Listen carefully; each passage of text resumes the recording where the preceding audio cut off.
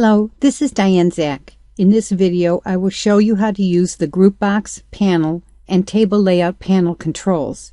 Each of these controls is located in the Containers section of the toolbox.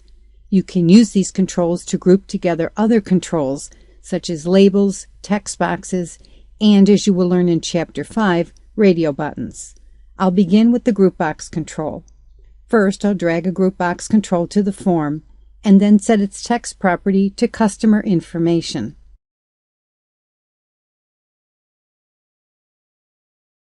The text property is used to indicate the contents of the GroupBox. Now I'll drag two labels and two text boxes into the GroupBox.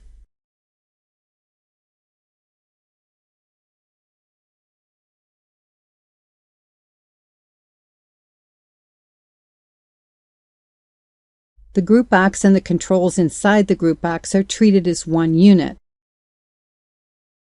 So when I move the GroupBox, its controls move along with it. When I delete the GroupBox, its controls are also deleted.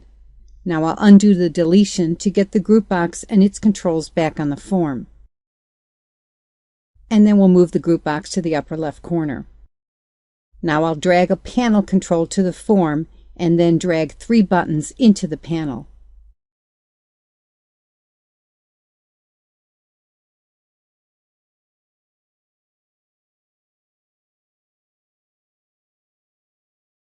Unlike a GroupBox, a panel does not have a text property. However, unlike a GroupBox, a panel can have scroll bars. All we need to do is select the panel control and then set its auto scroll property to true. To see the effect of this, I'll resize the control. Notice that the control now has vertical and horizontal scroll bars. Finally, I'll drag the Table Layout Panel control to the form. This control provides a table structure in which you place other controls. You can add a column, add a row, and also remove a column and a row. You can size the column and rows yourself, or you can let the VB designer do it for you. For example, let's add a row to the table. We'll then click the Edit Rows and Columns option to open the Column and Row Styles dialog box. We'll click Rows in the Show box, and then Shift-click Row 3 to select the 3 rows. Now we'll click the % Radio button, and then click the OK button.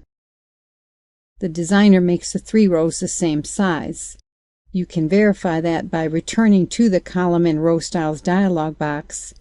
Again, click Rows in the Show box, and notice that each row takes up 1/3 of the Table Layout Panel control.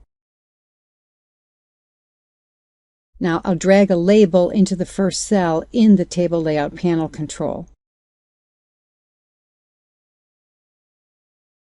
The label is anchored to the top left corner. If I want to center the label control, I click the label's Anchor property, and then make sure none of the rectangles are selected. Now I also can make the label control fill the entire cell. Here again I click the Anchor property, but this time I select each of the 4 rectangles. Now I'll drag another label, 2 text boxes, and 2 buttons into the Table Layout panel.